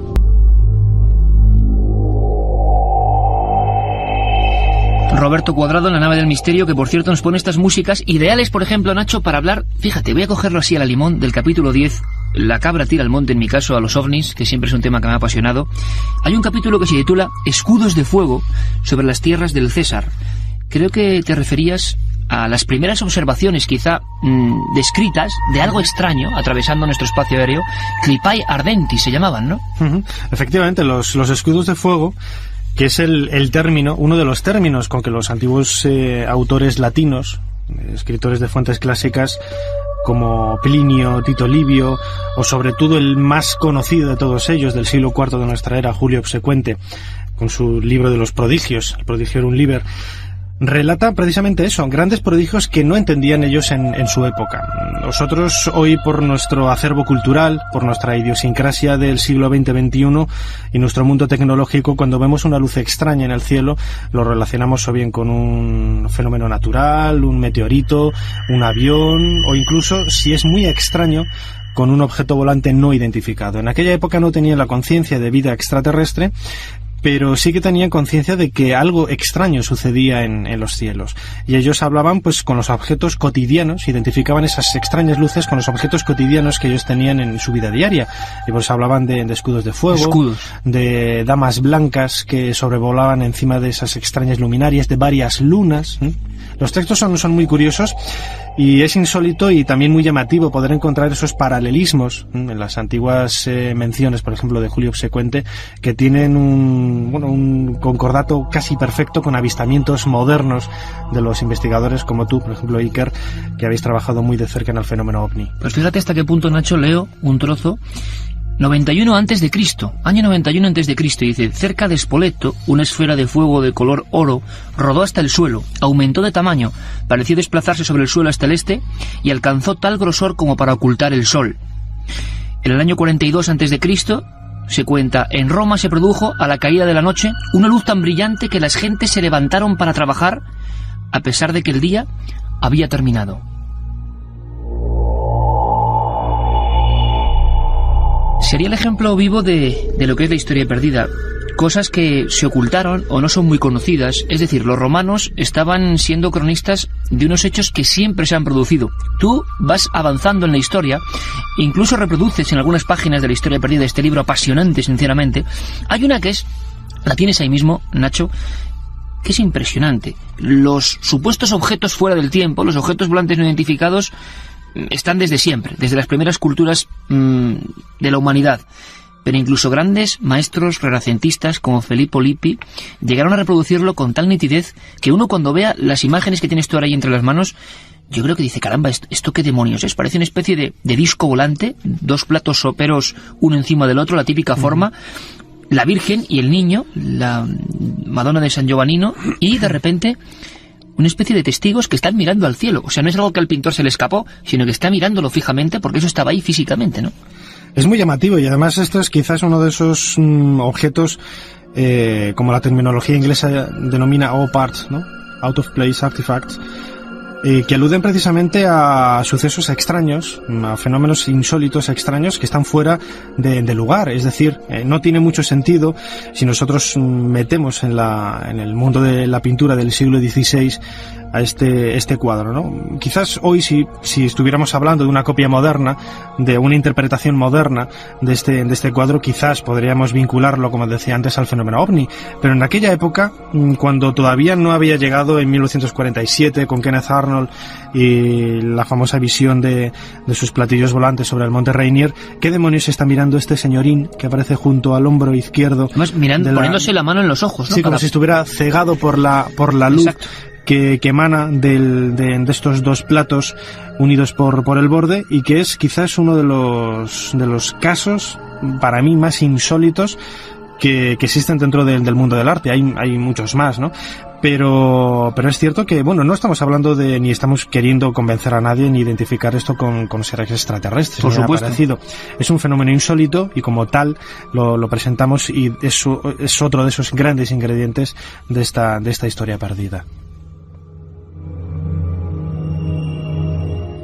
Podemos acabar este capítulo para que veáis la densidad en el aspecto de datos y sobre todo de perfecta búsqueda, ¿no? De hemeroteca, de historia, de libros, todo concentrado en una especie de manual del extraño a lo largo de todos los tiempos. Me parece apasionante, repito, este capítulo sobre los escudos volantes, escudos de fuego sobre Roma, que va viendo, Nacho, cómo va prolongándose en el tiempo en diferentes etapas. Podríamos acabarlo con otra de esas descripciones, concretamente de Dion Casio, hacia el 155 después de Cristo en la historia de Roma. Dice: en Arminium una luz como la del día resplandeció durante la noche. En muchas regiones de Italia 3 lunas se hicieron visibles por la noche. Felipe II también es otro de los personajes que tiene importancia, y su época en este libro, en la historia perdida. Desde luego que a mí la sensación con Felipe II, Nacho, es el rey más poderoso de todos los tiempos, imperio donde no se pone el sol, y sin embargo desconocimiento absoluto de algunas parcelas. Da la impresión que es como cuando uno va al Escorial y le enseñan el folleto del que no debe salirse la ruta turística, y sin embargo uno va pasando por cuadros, salones, misterios, códigos, y dice: caramba, ¿esto por qué no me lo enseñan, no? El propio Felipe II da esa impresión. Fue un hombre muy ortodoxo, defensor del cristianismo ultranza, del catolicismo, pero sin embargo también hay misterios incluso desde su nacimiento, que es una cosa bien curiosa. Hay misterios en torno a todo lo que suponía la contratación, creo, de alquimistas, de magos, su apego a las reliquias sagradas. Había una pasión por lo oculto que se ha contado muy poco, ¿no? Quizás uno de los calificativos que se puede dar a Felipe II es de ambiguo. Es decir, él era uno de los máximos exponentes de la Inquisición. Él perseguía a ultranza todo aquello que se saliera de las estrictísimas normas de la Iglesia Católica, Apostólica y Romana. Y sin embargo, él, como bien conoce Iker, era un grandísimo amante de la magia, grandísimo conocedor del mundo de la alquimia. Y, un mundo que estaba en plena ebullición en esa época, justo, ¿no? Precisamente, él tenía contactos con gente que venía del norte de Europa, con su primo Rodolfo, que era otro rey europeo, y que precisamente hoy lo vemos quizás como algo metido dentro del mundo esotérico, pero que en aquella época esa ambigüedad era la vida cotidiana de los propios habitantes del siglo XVI. No en vano, por ejemplo, otro de los grandes personajes de esta época, Antonio Pérez, el secretario suyo, tenía relaciones con John Dee, el famoso también alquimista inglés. Era un perfectísimo conocedor del mundo de la astrología. El conde duque de Olivares, ya en el siglo XVII, entra de lleno en ese mundo también tan irreal, y hoy lo vemos tan absurdo, ¿no?, de intentar justificar los actos políticos, las decisiones políticas, mejor dicho, que se tomen en uno u otro sentido, dependiendo de lo que le diga un adivino. Todo ese tipo de fenómenos son muy comunes en este siglo, que, como decía antes, tanto se caracterizaba por todo lo relacionado con el mundo de la Iglesia Católica. Hablamos con Nacho Ares, director de la revista de Arqueología, autor de este libro que ahora tendréis entre las manos, La historia perdida, enigmas que el tiempo y los hombres ocultaron. El libro que ha sido pues un auténtico revulsivo de ventas. La gente se ha enganchado a esta visión de la historia distinta, que precisamente ahora, además, que no quiere decir por eso que no esté avalada con datos y con absoluta ortodoxia también, sin embargo haciéndose eco de áreas ensombrecidas. Quizá también estamos viviendo una época de realce en general, de no adaptarnos solo al ortodoxo, ¿no?, sino ver otras cosas. Por cierto, hablamos de Felipe II, hablamos de una época muy concreta, hablamos de España y hablamos de alquimia, Es creíble que Felipe II contratase a magos alquimistas, expertos de otras tierras, concentrase en el Escorial y buscase una cosa que nos parece tan absurda hoy en día como convertir ciertos metales en oro. Esto era una de las acciones de la alquimia, pero había muchas más, ¿no? La gente se ha centrado en eso, pero la alquimia era algo mucho más amplio, ¿no? Sí, la piedra filosofal, incluso muchos investigadores tampoco están muy de acuerdo en definir esta búsqueda, esta fórmula con convertir cualquier burdo metal en oro, ¿no? La alquimia, en definitiva, era mucho más. Hay un libro fantástico, el de Fulcanelli, El misterio de las catedrales, muy denso y muy difícil de comprender. Yo recuerdo que cuando lo leí siendo bastante joven, luego tuve que volver a leerlo años después porque había un montón de datos que quedaban un poco en el aire y la alquimia como tal era algo muy relacionado también con el mundo de la magia. Hay que pensar que también en esta época es muy difícil distinguir el límite de lo que es la magia y la medicina. Si nosotros entramos, por ejemplo, a estudiar algunos de los métodos que utilizaban los médicos en la época, en el siglo XVI, está más cercano a lo que hoy entenderíamos con el mundo de la magia, a las tradiciones populares, etcétera, al folclore, que lo que es un comportamiento científico a la hora de curar personas, ¿no? Y damos un salto tan radical porque es polémico. Yo recuerdo que hubo un libro hace unos 10 años de un hombre que hablaba en torno a la posible falsificación de la pieza más importante quizás del arte ibero, la pieza que representa en muchos aspectos la cultura antigua de los españoles. El gran Juan Eslava Galán hablaba de los españoles tal como fuimos, ¿no? Esa cultura de la que se sabe muy poco, llena de figuras a veces monstruosas, llena de una expresividad extraña, y una de ellas, la más perfecta, la más impresionante, la Dama de Elche, tú la abordas en tu capítulo 9 y dices, la Dama de Elche, la señora de la sospecha. Esto sé que en Alicante no sienta muy bien, pero lo hacemos con todo el rigor. Es la investigación de una persona que empieza a verla con otros ojos, empieza a investigar. ¿Y cuál es la polémica? ¿Qué polémica tiene hoy en día ese objeto tan lleno de magia como la Dama de Elche? ¿Y tú qué crees también? Hombre, cuando salió el libro de John Moffitt en el año 95, que se titulaba El caso de la Dama de Elche, levantó muchísima polémica porque presentaba algunas ideas, algunos argumentos que en parte tenían su lógica y en parte eran totalmente desestabilizadores con lo que se creía hasta la época, ¿no? Es cierto que cuando Manuel Campello descubre en el año 1897 en la Alcudia la famosa Dama de Elche, hay una serie de elementos en ese descubrimiento o sobre todo contradicciones en el testimonio de las personas que participaron en el descubrimiento, que hacen pensar que hay algo extraño, ¿no? Se encontró una especie de huerta, ¿no? Un lugar tampoco muy... Sí, un lugar que pertenecía al propio Campello y que, como digo, los testimonios de las personas que trabajaron en ese descubrimiento, pues, por ejemplo, uno de los labradores decía que le llamó la atención que junto a la Dama de Elche, lo que se espera de una pieza que está enterrada desde el siglo IV o V antes de nuestra era es que la tierra estuviera compacta, y le llamó la atención precisamente que la tierra estaba suelta, ¿no? Como si lo hubieran colocado el día anterior. Y John Moffitt en este libro presentaba la posibilidad de que Francisco Palas y Puig, un artista valenciano que ya se hizo famoso en el siglo XIX por la falsificación de otras piezas de arte, fuera el que había realizado esta falsificación, supuesta falsificación de la Dama de Elche. Algunos argumentos a favor, pues que no se conocía ni se conoce bustos de la época ibérica. Es una pieza única, ¿no? Es una pieza si uno va al única. Museo de Arqueología de Madrid, ve todo cosas, algunas tan fascinantes como esa bicha de Balazote tremenda, ¿no? Del señor sin duda del mundo del más allá, la Dama de Baza, tal. Ninguna se parece a la Dama de Elche. Sí, es muy singular en todos los sentidos, incluso el propio aspecto, la expresión del rostro es una cosa tan misteriosa, tan ambigua, y hay gente que incluso decía no es una dama sino que es un guerrero. Todo eso todavía está abierto un poco a interpretaciones, y había elementos que lógicamente yo cuando leí el libro de John Moffitt, pues a mí me convencieron con la posibilidad de que fuera una falsificación. Luego también es cierto que hablé con expertos, con arqueólogos que habían trabajado muy de cerca sobre esta pieza, como el catedrático de Arqueología de la Universidad Autónoma de Madrid, Manuel Vendala, y él me aportó datos que me hicieron creer que efectivamente la dama de Elche es auténtica, es buena. Y todo ello estribaba sobre todo en algunos detalles tipológicos de la pieza, como una fíbula que tiene colgada sobre el pecho la dama de Elche, que no existía, no había paralelismos en 1897 cuando apareció, así que es imposible que este falsificador lo hubiera conocido como para reproducirla en este busto. Por lo tanto, en Elche, de momento, pueden respirar tranquilos y tienen una de las piezas más impresionantes de la historia del arte. La verdad es que los retos que nos propone Nacho ahora en su Historia Perdida son apasionantes. Solo destaco algunos, simplemente a vuelo de pájaro casi, en la contraportada. La historia del papiro Magdalene GR17 o la única reliquia auténtica de Jesús de Nazaret.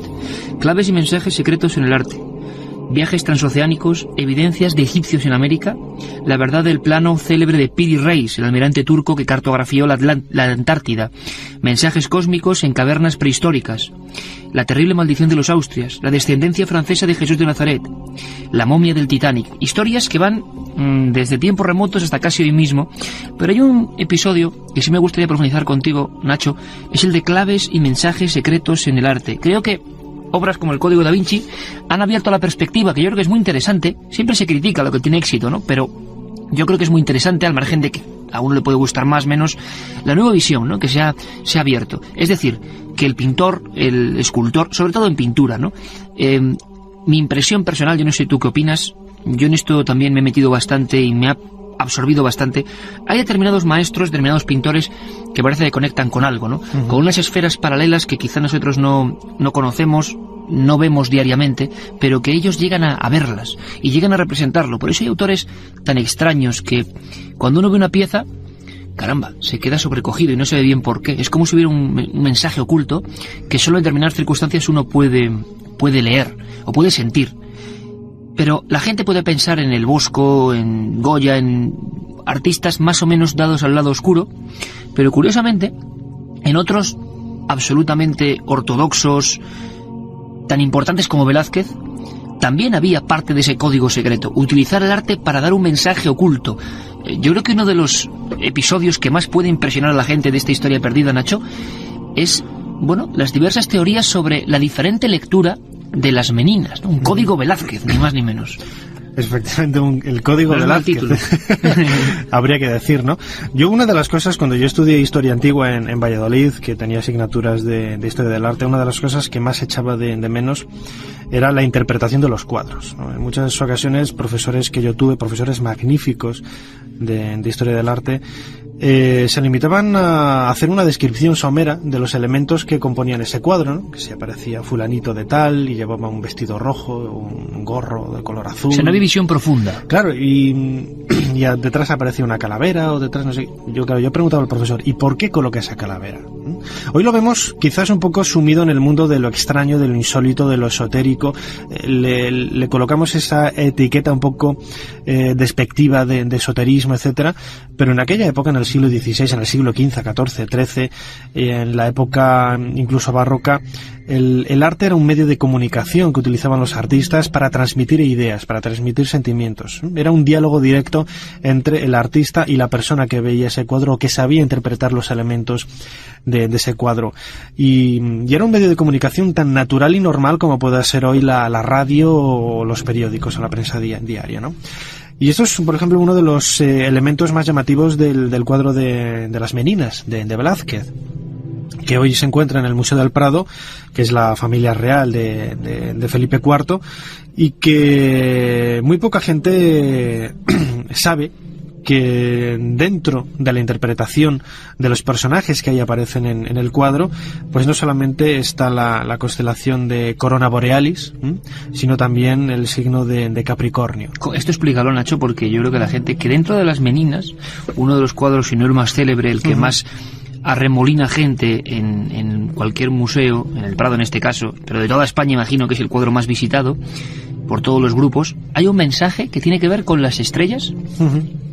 Sí, en 1656, cuando Velázquez pintó este cuadro, Bueno, ya se sabía que era un gran enamorado de todo aquello relacionado con la astronomía. Él murió en 1660 y en la torre en donde él vivía, en el antiguo Alcázar de Madrid, pues aparecieron numerosos libros de matemáticas, de astronomía, aparecieron telescopios. Era un personaje con muchísimas inquietudes al mundo de las ciencias. Pues bien, hubo una serie de investigadores en el último tercio del siglo XX que aportaron una serie de ideas bastante insólitas dentro de lo que es la interpretación de las meninas, ¿no? Por ejemplo, el francés Jacques Lassagne fue el primero en llamar la atención de que si se une el pecho de las figuras principales que hay en el cuadro de las meninas, se forma el dibujo de la constelación de Corona Borealis, y que curiosamente la estrella más brillante de todas ellas es la estrella Margarita, curiosamente el nombre de la hija de Felipe IV, la infanta, sobre la cual gira toda la escena del cuadro. El arte visto con otros ojos. No solo hay códigos ocultos en Leonardo da Vinci, en La Última Cena, en cuadros más o menos célebres, sino que artistas españoles tan célebres como Diego Velázquez, el sevillano de mano prodigiosa, también parece que hay cosas muy interesantes que se ven ahora, muchos siglos después, porque parece que han sido oscurecidas o apartadas. Hay más códigos, hay más cosas, hay más historias apasionantes dentro solamente de ese cuadro estamos hablando. Sí, Ángel del Campo francés, un ingeniero y estudioso de la pintura de Velázquez, y en concreto de este cuadro de las meninas, completó y dio un paso más allá a la interpretación astrológica de Corona Borealis que había hecho el francés Lassagne, ¿no? Y él interpretó que uniendo las cabezas de todos los personajes del cuadro, incluyendo el mastín, que se llamaba León, que aparece junto a los dos bufones, las dos enanas que hay a la derecha del cuadro, se construye la constelación de Capricornio. Y esto no es una cuestión baladí, sino que el eje, el círculo, mejor dicho, de la constelación, lo que hace es rodear la figura del centro, el espejo en el que aparecen los reyes Felipe IV y Mariana de Austria. Mariana de Austria había nacido en diciembre. Ella pertenecía al signo zodiacal de Capricornio, y curiosamente también haciendo un estudio de la ubicación en donde se encontraba antiguamente la habitación que aparece representada y pintada en el cuadro de Velázquez en el antiguo Alcázar de los Austrias, se ha podido saber que por esas maravillas de la tecnología y de la informática, muy posiblemente el cuadro fue esbozado un 23 de diciembre de 1656. Por eso digo, acordándolo un poco con el tipo de luz que tiene la sala, precisamente el cumpleaños de Mariana de Austria. Esto nos haría pensar que no solamente es un homenaje a su hija Margarita, que está en el centro del cuadro, sino también un emblema protector de los propios reyes Felipe IV y Mariana de Austria. Sin duda alguna, yo creo que digno de la reflexión, la sorpresa y por lo menos de observar estas otras historias que están ahí siempre presentes.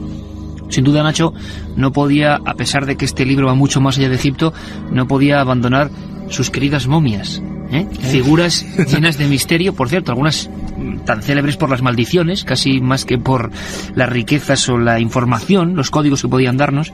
Hay una pregunta, Nacho, que hace mucha gente a raíz de que hace ya un par de años emitiese en Milenio 3 en plena madrugada una de tus crónicas habladas sobre la momia del Titanic. Todo lo que es el Titanic, claro, representa un misterio, una fatalidad, la impresión tremenda cuando hace apenas 20 años se descubre en el fondo marino. Bueno, pues sigue habiendo cosas no tan conocidas y que también tienen que ver con la maldición, ¿no? Parece que ese viaje, desde luego, estaba maldito por libros anteriores, libros que habían descrito, parece, la misma aventura del Titanic. Parece que muchos pasajeros a última hora, y más que en la media de lo que es normal, devolvieron sus billetes, sus pasajes. Hubo gente que dentro del barco decidió abandonar directamente porque sintieron algo. Bueno, imagino que leyenda. Lo que no es leyenda es objetos extraños que iban cargados en ese barco, ¿no? Sí, una de las leyendas que justificaba el desastre del Titanic en 1912 era la presencia de una momia egipcia. Y esto es una especie de leyenda que yo cuento en el penúltimo capítulo del libro, que tiene su parte de verdad, tiene su parte de verdad por lo que voy a decir. Estaba previsto que en el Titanic fuera trasladada hasta Nueva York la tapa de un ataúd, egipcio, que hoy todavía se puede ver en el Museo Británico, que tiene la referencia 22.542 y que está en exhibición. Lo que sucede es que nunca llegó a Southampton, nunca fue embarcada en el Titanic, pero ya el folclore, la tradición, el boca a boca ya comentó la posibilidad de que en ese barco existiera la presencia de una momia egipcia que lanzara una maldición. Hay que pensar que pocos años después, apenas 10 años después, se descubrió la tumba de Tutankamón, que eso sí que fue ya el nova más de las leyendas de maldiciones, ¿no? Bueno, leyendas en parte sí, en parte no, porque hubo personas que efectivamente murieron. Lo que sucede es que luego se intentó dar una vuelta de tuerca a la historia de la supuesta momia que viajó en el Titanic, y hay una leyenda muy muy curiosa que habla de que efectivamente esta tapa de ataúd con la momia llegó a Nueva York. Nueva York embarcó en otro barco que también sufrió un desastre, etcétera. Hay una serie de causa-efecto en diferentes viajes transoceánicos, en diferentes también barcos que consiguieron crear una grandísima bola de nieve que en la mayor parte de sus términos es toda una tradición, una leyenda, pero que tiene un trasfondo histórico, su parte de verdad en esa idea inicial de que se quisiera trasladar a Nueva York a través del Titanic la tapa de este sarcófago. O sea, Nacho, que también en la historia hay leyendas urbanas de la propia historia, mitos que se retroalimentan, que empiezan a crecer y que ya son difíciles de saber dónde está la verdad. Pero ¿por qué las momias? Hay varios capítulos sobre momias de diferentes culturas aquí en la Historia Perdida, pero ¿por qué las momias tienen ese componente un poco oscuro, extraño? ¿Por qué generan esa fascinación? ¿Por qué siempre se la relaciona con historias de maldiciones? ¿Por qué esos mensajes de no profanar el sueño de los muertos se han convertido en un icono del terror? La película La momia representa un poco eso, ¿no? Es un ser medio híbrido, tampoco se sabe, es con menos facciones que ningún otro, desde luego, pero genera un temor muy especial, muy espectral. Esto siempre ha sido así, ¿no? Y de todas las culturas, no solo la egipcia, ¿no? Las momias han tenido también... El último caso que tenemos, aunque sea hilando muy fino, es el de Otzi, ¿no? Que recientemente ha vuelto a fallecer otro de los científicos, creo que van 7, que examinaban la famosa momia del hombre de las nieves. Siempre ha habido esa visión un poco como que son cosas del otro lado, ¿no? Todavía, incluso en los más científicos.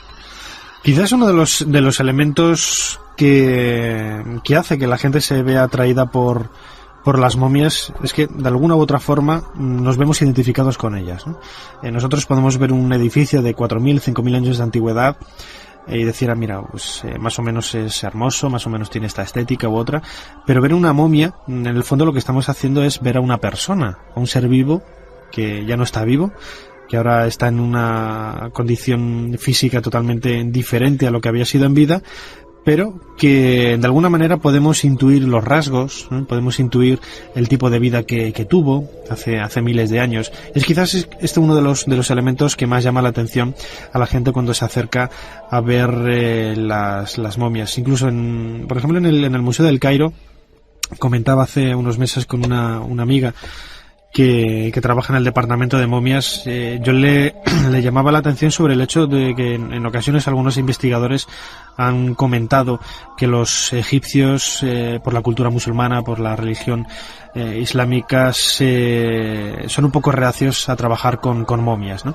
Y que la sala de las momias del Museo del Cairo no es visitada por egipcios. Y es algo totalmente... Caramba, qué curioso, ¿no? No, pero es algo totalmente falso, porque vas allí al museo y los visitantes egipcios son en igual o mayor número incluso que los extranjeros, ¿no? Y precisamente por eso, porque no son personas de ahora, o sea, no son ni nuestros abuelos ni nuestros bisabuelos, sino personas que murieron hace miles de años, ¿no? Y hay un vínculo, porque no dejan de ser egipcios, pero hay un corte y un salto en el tiempo muy grande, que a pesar de que los tratamos como seres humanos, los entendemos como tales, no nos vemos tampoco vinculados a ellos desde nuestro punto de vista del vecindario, etc. Yo recuerdo, Nacho, una noticia hace un par de años en el Museo de Turín, maravilloso museo con muchos tesoros egipcios, se provocó también una especie de psicosis, porque mucha gente enfermó, no se le ocurrían muchas enfermedades en la misma habitación, gente que le pasaban cosas extrañas en la sala de las momias. A ti personalmente, que has visto muchas momias, ¿hay alguna que te haya impresionado especialmente en este aspecto oscuro, en este aspecto de lo extraño? Hablábamos antes del arte y de cómo cada uno tiene un termómetro interno que le hace, bueno, embelesarse más o menos o impresionarse más con una pieza que con otra. ¿En el aspecto de las momias? Hombre, yo conservo un recuerdo sorprendente, tampoco desagradable. En uno de mis viajes a Egipto, en la necrópolis de Saqqara, tuve la oportunidad de bajar a una tumba que acababa de ser descubierta, no tenía instalación eléctrica ni nada parecido, y en la cámara subterránea acababan de descubrir los restos funerarios del inquilino, ¿no? Era un noble de la quinta dinastía, y ahí estaba se conservaba la momia, y me dieron la posibilidad de bajar, pero de bajar yo solo. Entonces yo conocía por fotografías lo que me iba a encontrar. Era una momia que estaba bastante bien conservada. Todo esto sin luz. Todo esto sin luz. Lógicamente bajé con una linterna. Y una vez que te topas con él, en esa mezcla de miedo y respeto, pues sientes un poco lo que comentábamos ahora, ¿no? Mucha comprensión y mucho respeto, porque en definitiva estás delante de una persona que ha fallecido y ha vivido hace miles de años, que ha tenido una vida como la nuestra, que lo vemos ahora en el paso del tiempo como un paso fugaz, ¿no? Sucedió hace tantos siglos que apenas podemos tener memoria de ello, pero que vivió sus 30, 40, 50 años, y que a lo largo de ese tiempo tuvo la oportunidad de poder desarrollar un montón de actividades, de conocer gente, tener familia, etcétera, un micromundo dentro de esa persona. Y quizás son ese tipo de detalles los que más llama la atención de las propias momias, porque, como decía antes, nos vemos un poco reflejados en ellas. Es el espejo de la propia muerte, ¿no? Del trasvase hacia otra existencia, si es que la hay. Por cierto, Nacho, esas pinturas y esa especie de escenografía tan rara que rodea algunas momias también ha sido muy preguntada por los siguientes de Milenio 3. Hay algunas tumbas especialmente que tienen una especie de escenario infernal, de monstruos absolutamente desconocidos para nosotros, que yo también recuerdo en Egipto verme muy impresionado, ¿no? Por algunas figuras sin cara, algunos incluso troncos humanos, ¿no? Que estaban sin piernas, cosas desmembradas. Recuerdo que recientemente, además, y compartía contigo programa, nuestro querido compañero Juanjo Revenga hablaba de uno de los lugares que más le había impresionado a él en el mundo, que era Cerro Sechín, ¿no? En Perú, que todo eran desmembramientos, caras de niños, un brazo de repente colgando en una piedra. Esto en Egipto también ocurre, y hay algunas tumbas que bajar por ellas sin luz, como creo que hemos hecho, pues sigue enfrentándonos a un mundo tenebroso, cuando menos, ¿no? No dejamos, cuando entras en una tumba, no estás dejando de entrar en el más allá. Las pinturas que cubren las paredes de las tumbas, por ejemplo, del Valle de los Reyes, la de Ramsés VI, que es la más conocida, que tiene este tipo de pinturas, pues tienen cuenta con una descripción muy detallista de ese inframundo, de ese más allá, de ese mundo del Amduat. Y estas representaciones pues están relacionadas con los propios habitantes de ese inframundo, en ocasiones seres insólitos con cabeza esférica, personas que, como decías ahora, que solamente tienen dos piernas y una cabeza. Dos piernas y una cabeza. Gente desmembrada. Todo este tipo de personajes entran dentro de una dinámica de pensamiento muy complejo. No hay cosa más difícil que la religión egipcia, quizás porque nos cuesta un poco entrar en ese pensamiento que es el del antiguo egipcio. Lo vemos quizás un poco con nuestra mentalidad moderna, y enseguida colgamos etiquetas de mentalidad primitiva, de cualquier tipo de calificativo. ¿Por qué los ponían, Nacho? ¿Por qué junto al muerto su último viaje iba con estas figuras? Parece un poco, en vez de poner imágenes bellas, ¿no? ¿Por qué estos seres? Es algo típico de las tumbas del Imperio Nuevo, sobre todo de las tumbas reales. De las tumbas reales, porque lo que hacen es describir todo el inframundo, es decir, ese paso, esas 12 horas de la noche que tenía que avanzar por ellas el faraón para volver a renacer junto al sol al día siguiente, ¿no? No hay que olvidar que el faraón en esta época estaba identificado con el disco solar, con Ra, y los dos ambos tenían que hacer ese recorrido nocturno e ir superando todas esas pruebas que le iba proponiendo la serpiente Apophis, el elemento maligno, ese diablo de la mentalidad del antiguo Egipto, y poco a poco ir superando todos los escollos, luchar en pequeñas batallas, pasar por puertas que estaban cuidadas por estos personajes tan insólitos y tan siniestros, recitar una serie de fórmulas que aparecen escritas en las paredes, en los textos, en los papiros, como una especie de, hoy lo veríamos como una especie de juego de rol, de un juego de internet, de estos donde te vas adentrando y vas descubriendo fases, etapas diferentes, y que tiene como resolución final el nacimiento a una nueva día, a una nueva vida, a un nuevo día, junto con el sol, ¿no? Yo creo que los oyentes de este programa especial que acompaña el libro La historia perdida se están quedando sorprendidos por la cantidad de historias, y os aseguro que solo estamos, bordeando un mínimo porcentaje que se concentran. Quizá, yo creo, Nacho, que el éxito de este libro, te soy sincero, es la cantidad de cosas que se cuentan, ¿no? La cantidad de preguntas que uno puede hacerse con estas escasas 250 páginas. Por cierto, hay una cosa que también es muy interesante, y es que recuperas cosas que nuestra cultura occidental del siglo XXI ha como olvidado, y tenían su grandiosidad y su misterio. Por ejemplo, todo lo que tiene que ver, así como Egipto siempre fascina, siempre nos interesa, hay mucha gente que viaja a Egipto, que quiere conocer, ¿por qué otra cultura tan antigua, tan fascinante, ha sido literalmente olvidada y arrasada de nuestro código normal de conducta? Hablo de todo lo que tiene que ver con los asirios, por ejemplo, con las culturas de la antigua Mesopotamia. No sé, son mucho menos conocidas, no sé también por qué, porque su grandiosidad y su misterio, caramba, también son estremecedores, ¿no? Hombre, los sumerios incluso nacieron unos pocos siglos antes de Egipto, ¿no? Y también se los relaciona como los padres de la escritura, aunque están casi a la par que los egipcios.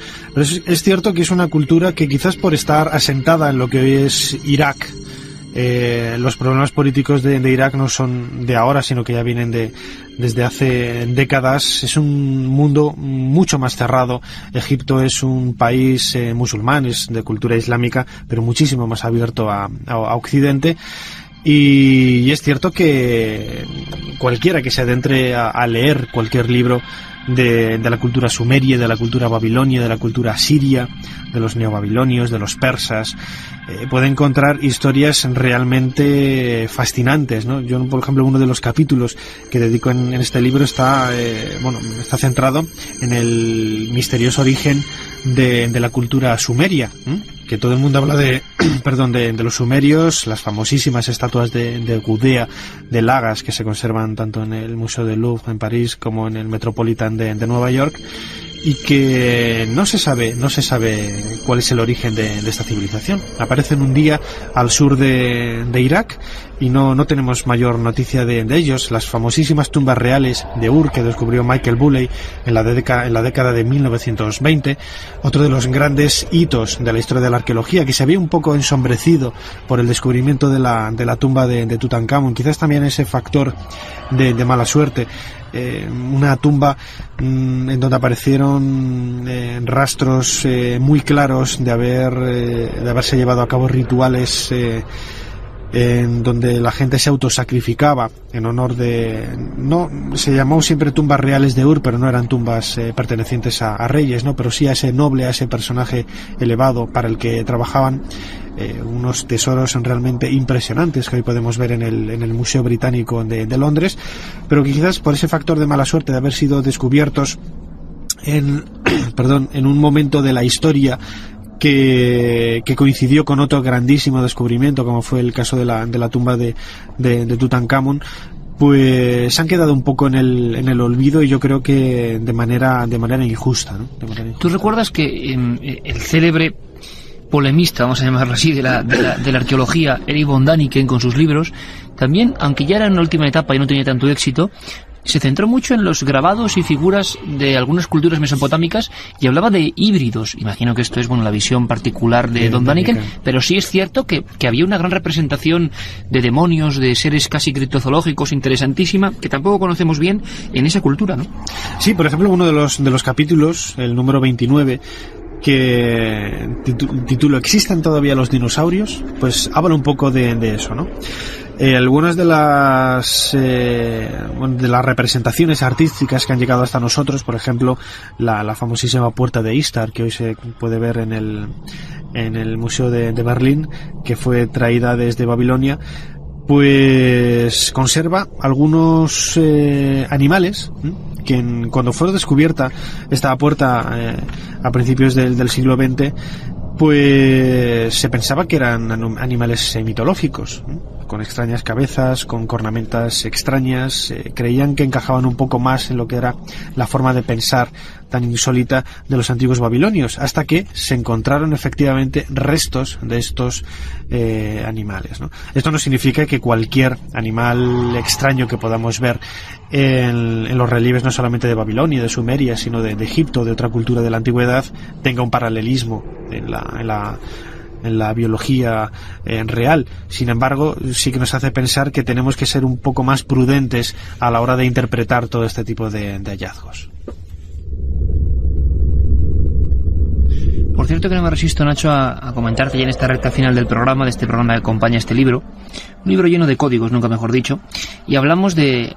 ¿Qué opinas tú de esa revisión de los conceptos de la historia? ¿Qué está pasando?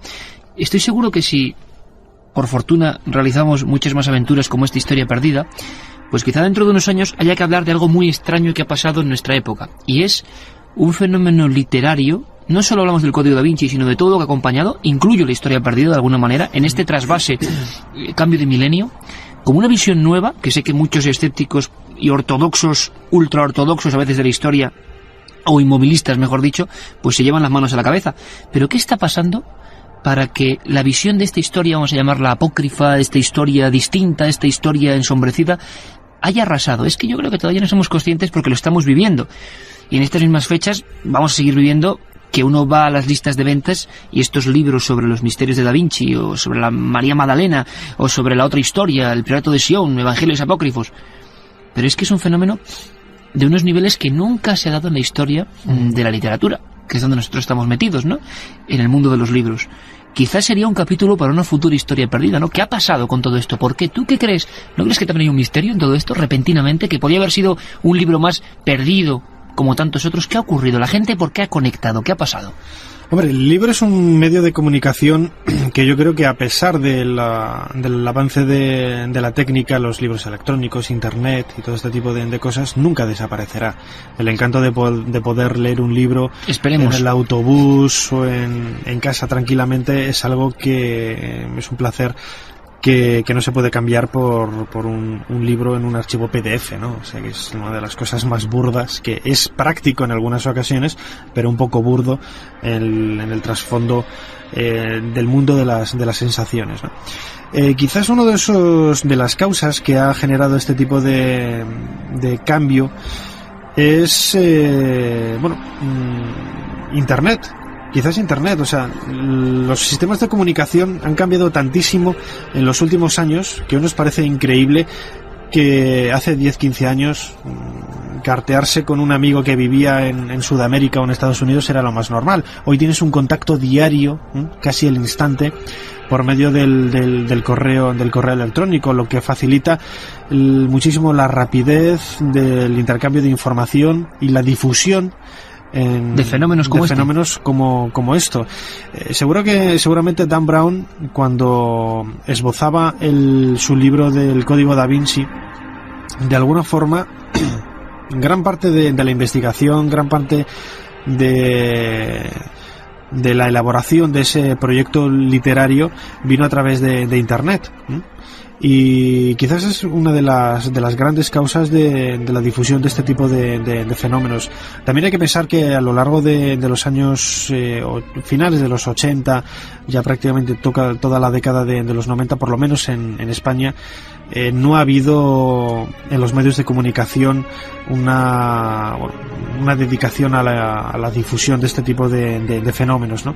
Hasta que aparecieron programas como el tuyo, y que han sabido aprovechar ese momento, un cambio generacional también, habría que pensarlo de alguna forma, en donde miles de personas acceden por primera vez al conocimiento de este tipo de fenómenos que nosotros conocíamos desde pequeños, pero claro, nosotros habíamos crecido un poco con los programas de Fernando Jiménez del Oso, de Antonio José Alés, etcétera, ¿no? Programas que dejaron de emitirse y dejaron de haber programas similares a lo largo de los años 80 y 90, y que hoy las nuevas tecnologías, hoy encontramos miles y miles de páginas de internet dedicadas al mundo de la fantasmogénesis, al mundo de lo insólito, de lo extraño, de los enigmas históricos, que todo ello son pequeños ingredientes que quizás ninguno de ellos en sí mismo puede explicar el éxito global del fenómeno, ¿no? De que se vendan tantos libros de templarios, de que la figura de Jesús de Nazaret esté tan de moda, no desde el punto de vista religioso, sino desde el punto de vista de porque además esos temas estaban ahí, Nacho, y estaban de toda la vida, o sea, y incluso sin embargo ahora mismo parece que la gente ha conectado con ellos en este momento. Estamos viendo ahora reedición de libros de templarios que son de los años 70, de los años 80, los libros de Charpentier, el maestro de las catedrales, libros de René Lesató, libros que estaban ahí desde hace iba a decir decenas de años, pero es que es decenas de años, estaban desde hace 20, 30 años ahí, y que se están reviviendo ahora en gran parte gracias al fenómeno del código Da Vinci. Pero también yo creo que la humanidad, con el cambio de era, tiene más inquietudes por el mundo que le rodea. Estamos también en no creo que estemos en un momento histórico más convulso que otros que hayamos vivido en el pasado, ¿no? Lo que sí que tenemos es más conocimiento de lo que sucede a nuestro alrededor. Y Internet, como decía antes, es una de esas claves que nos ayuda a conocer un poco mejor ese mundo que tenemos a nuestro alrededor. La historia perdida, Nacho Ares, director de la revista Arqueología, enigmas que el tiempo y los hombres ocultaron. Menudo subtítulo, 30 episodios, 30 capítulos que merecen muchísimo la pena. Además, la idea interesante de este libro es que se puede leer paso a paso, sino eligiendo cada uno las historias que más le atraigan, aunque al final yo creo que acabará leyendo absolutamente todas. Y lo interesante que hemos querido demostrar en este programa especial es que no solo de Código Da Vinci, leen y viven los misterios de la historia, sino que hay muchos más, y es más, que algunos van naciendo, que algunos que no están aquí irán siendo, futuros materiales de investigación. Por ejemplo, sé que andas muy metido en otro personaje, que lo bonito de estas historias es pensar que personajes muy cercanos, hablábamos de Felipe II, del conde duque de Olivares, también tenían su conexión misteriosa. La princesa de Éboli, ¿no? Que está siendo una de tus últimas investigaciones y que demuestra que también hay personajes fascinantes, llenos de leyenda, de aventura, dignos de novela, dignos de investigación, y que en un futuro quizá engrosen este tipo de recopilaciones que yo creo que van camino, Nacho, de convertirse en clásicos, ¿no? Sí, la princesa de Éboli es quizás uno de esos personajes ocultos que yo siempre he tenido como hobby, y que en uno de los capítulos de esta historia perdida esbozo en apenas unas líneas a la hora de hablar del asesinato del secretario de Juan de Austria, Juan de Escobedo, ¿no? Y que es un personaje que a mí siempre me ha llamado muchísimo la atención desde el punto de vista histórico y sobre todo desde el punto de vista biográfico, y también un poco por ser el centro alrededor del cual, una especie de eje, alrededor del cual giraban un montón de personajes curiosísimos, no solamente Felipe II, sino también el secretario Antonio Pérez, del que hemos hablado también un poquito antes, ¿no? Es uno de esos personajes, grandes personajes desconocidos. Princesa Tuerta, solamente con ver el retrato y ver la imagen de esta mujer hermosísima también, uno se siente atraído, no solamente, no quizás por ver si era tuerta o no tuerta, que si era bizca o no bizca, pero es un personaje muy muy llamativo, que tiene un carisma y una personalidad realmente fascinantes. Y que merece la pena, por ejemplo, el viaje a Pastrana, donde estuvo encarcelada en vida prácticamente, ¿no? Y se ven todavía los barrotes de ese palacio. De esa habitación y de ese palacio que hace poquito ha sido reabierto al público y que merece la pena acercarse a conocer en pleno corazón de la Alcarria este lugar, Pastrana, que conserva la esencia vital de muchos de esos secretos que todavía permanecen ocultos de la figura de la princesa de Éboli. Secretos que además ampliamos a un montón de personajes y también a nuestro propio país, ¿no? La Historia Perdida ha propuesto eso, yo creo que por eso ha sido acompañada del éxito, porque es un planteamiento nuevo, distinto y perfectamente asumible por cualquier persona. Este libro puede leerlo desde un chaval joven que empieza con estos temas hasta las personas que han leído ya mucho y que quieren contrastar información. Nacho, como siempre, un placer y muchos más éxitos con esta Historia Perdida. Muchas gracias, Iker.